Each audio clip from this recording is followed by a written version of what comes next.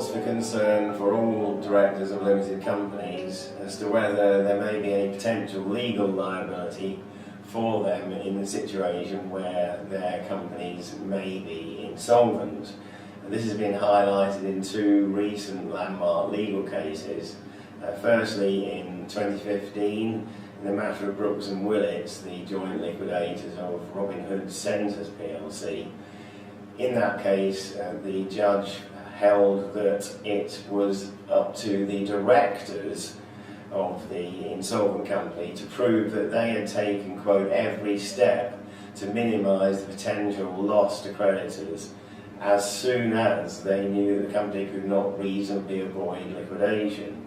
This is a change from the previous assumption that it was for the liquidator to prove that the directors had not taken every step that was required. The judge in this case stated that legislation did not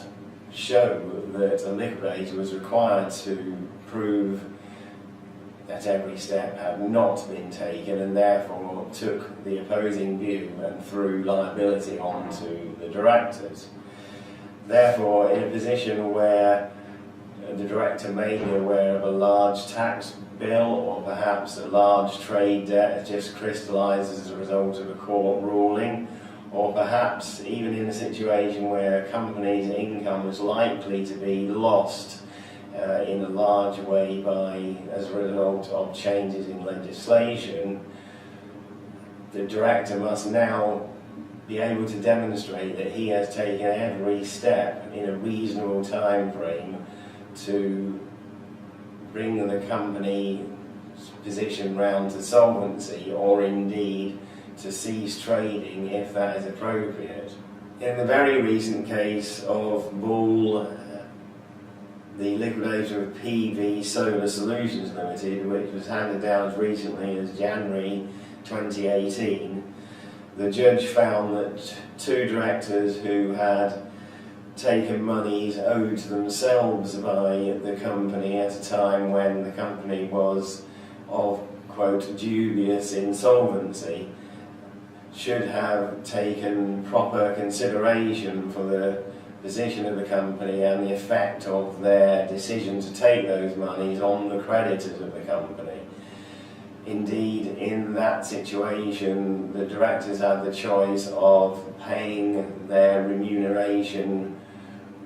with the deduction of PAYE, but chose to pay themselves by means of a reduction in their directors' loan accounts, while the directors sought to defend their position by stating that they were owed wages and they were applying the duomatic principle, i.e. that they were the sole shareholders of the company and therefore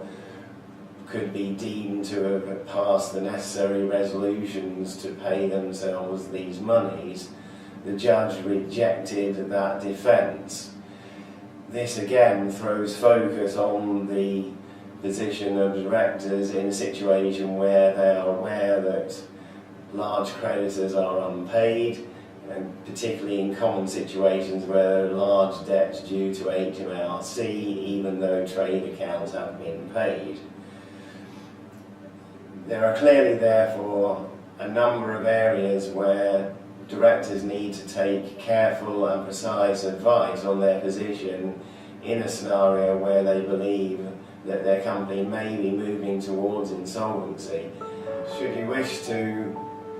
seek further advice or clarification on any of these issues, please do not hesitate to contact me. I'm Colin Saville of chamberlain&co. You can ring me on 0113 242 0808 or contact the firm via its website.